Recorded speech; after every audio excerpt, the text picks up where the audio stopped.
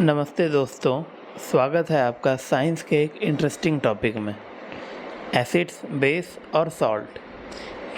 ये सिर्फ केमिस्ट्री का चैप्टर नहीं है, बल्कि हमारी रोज़मर्रा ज़िंदगी का एक इम्पॉर्टेंट हिस्सा है।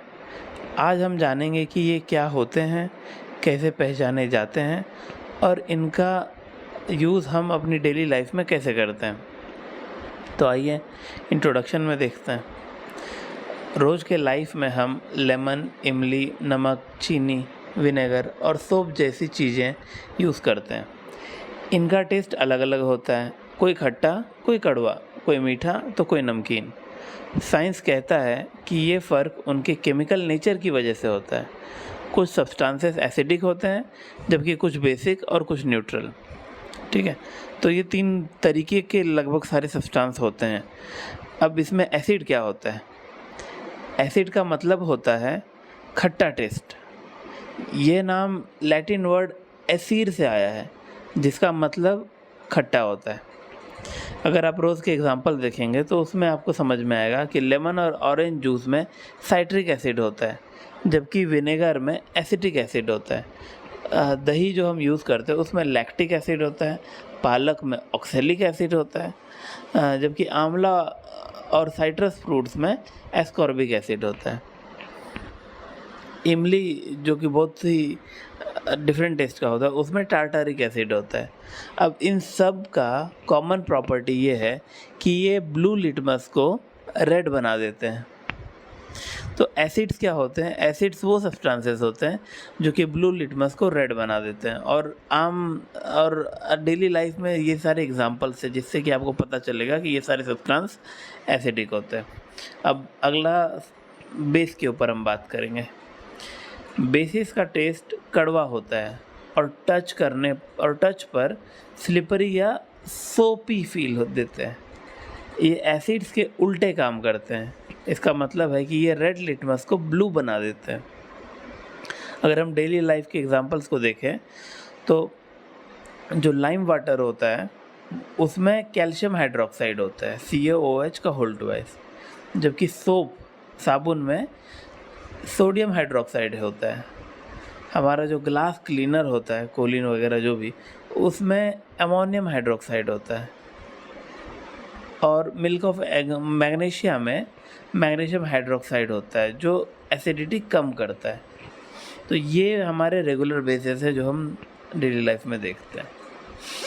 अब इनको पहचाना कैसे जाता है? तो इनको पहचानने के लिए हम इंडिकेटर्स यूज़ करते हैं। इंडिकेटर्स वो सब्सटेंसेस होते हैं जो कलर चेंज होने से बताते हैं कि सॉल्यूशन एसिडिक है या बेसिक। तो कुछ नेचुरल इंडिकेटर्स हैं जो यहाँ पे दिए गए हैं, ये हम रेगुलर यूज़ में यूज़ करते हैं। जैसे कि लिटमस पेपर है वो एसिड में रेड देता है, जबकि बेस में ब्लू देता है। दूसरा इंडिकेटर है हल्दी, एसिड में येलो कलर देता है, जबकि बेस में रेडिश ब्राउन देता है। तीसरा है चाइना रोज़, वो एसिड में डार्क पिंक देता है, जबकि बेस में ग्रीन देता है। और चौथा है रेड कैबेज का जूस, वो एसिडिक में रेडिश देता है, जबकि बेस में ग्रीनिश येलो देता है। अब इसका एग्जांपल हम ऐसे समझ सकते हैं कि हल्दी का दाग सोप पर धोने पर लाल हो जाता है, क्योंकि सोप बेसिक होता है। ओके, अब इसमें एक और टर्म आता है न्यूट्रलाइजेशन। न्यूट्रलाइजेशन क्या होता है? तो जब एसिड और बेस सही प्रोपोर्शन में मिलते हैं तो दोनों का इफेक्ट कैंसिल हो जाता है। इसे ही न्यूट्रलाइजेशन कहते हैं। इस प्रोसेस में सॉल्ट, वाटर और हीट बनता है। फॉर एग्जांपल, हाइड्रोक्लोरिक एसिड को जब हम सोडियम हाइड्रोक्साइड से मिलाएंगे तो सोडियम क्लोराइड मतलब नमक, पानी और हीट देता है। अब फिनोक्सिलिन इंडिकेटर, ये एसिड में तो कलरलेस होता है बट बेस में पिंक देता है। अगर हम न्यूट्रलाइजेशन एवरीडे लाइफ की बात करें तो कुछ एग्जांपल्स दिए गए हैं, जैसे कि इंडाइजेशन। पेट में जब ज़्यादा हाइड्रोक्लोरिक एसिड हो जाता है तो हम मिल्क ऑफ मैग्नीशिया लेते हैं, जिससे कि एसिड को न्यूट्रलाइज किया जाता है। दूसरा है एंडवाइट। जब एंडवाइट में फॉर्मिक एसिड एंडवाइट की वजह से फॉर्मिक एसिड बनता है, तो फॉर्मिक एसिड को बेकिंग सोडा पेस्ट से न्यूट्रलाइज किया जाता है। तीसरा है सॉइल ट्रीटमेंट। सॉइल ट्रीटमेंट में क्या होता है, एसिडिक सॉइल में लाइम बेसिक सॉइल में कंपोस्ट होता है। और फैक्ट्री वेस्ट चौथा, फैक्ट्री वेस्ट में क्या होता है कि एसिडिक वेस्ट को बेस से ट्रीट करके ही पानी में छोड़ा जाता है। ठीक है, तो ये फैक्ट्री वेस्ट को जब हम पानी में छोड़ने वाले होते हैं उससे पहले उसको बेस से ट्रीट किया जाता है, क्योंकि ये मेजरली एसिडिक होता है। ठीक है, तो एक और फिनोमेना हमारे डेली लाइफ से रिलेटेड है एसिड रेन।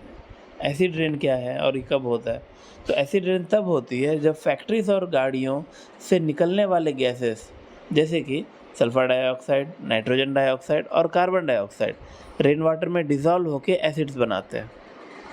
एसिड्स कौन से बनते हैं? सल्फ्यूरिक, नाइट्रिक और कार्बोनिक एसिड। तो ये एसिड जो है ये बिल्डिंग्स और जो भी हमारे मॉन्यूमेंट्स हैं जैसे कि ताजमहल, प्लांट्स और एक्वाटिक लाइफ, इन सबको डैमेज करता है। ठीक है, तो एसिड रेन बहुत ही खतरनाक होता है, इससे बचना चाहिए। इसलिए जो पहला बारिश का बूंद होता है उससे हमको सावधान रहना चाहिए, क्योंकि वो एसिड रेन का ही एक एग्जाम्पल है। सेफ्टी प्रिकॉशंस क्या है? तो एसिड और बेसिस को केयरफुली हैंडल करना चाहिए, ये स्किन को जला सकता है। कभी अननोन टेस्ट या टच मत करो। लैब में हमेशा जब भी आप जाओ तो ग्लोव्स और सेफ्टी गॉगल्स यूज़ करके जाओ, क्या पता कब कौन सा रिएक्शन हो जाए और आपको आपके हाथ के स्किन्स को डैमेज कर दे। तो आइए अब लास्टली हम समरी टेबल देखते हैं कि क्या है दिया हुआ है।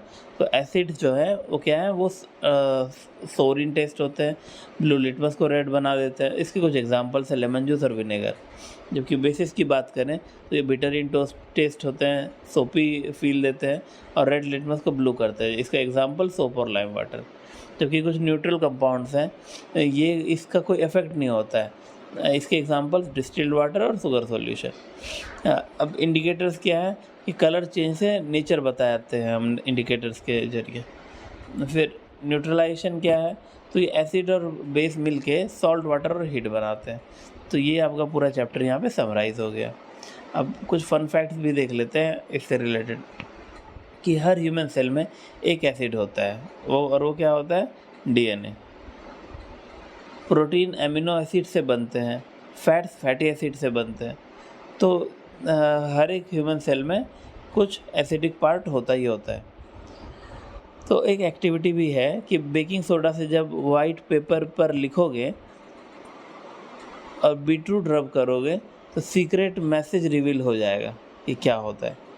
और दूसरा कि रेड कैबेज जूस से घर के एसिड्स और बेसेस को टेस्ट करके देखना क्या होता है।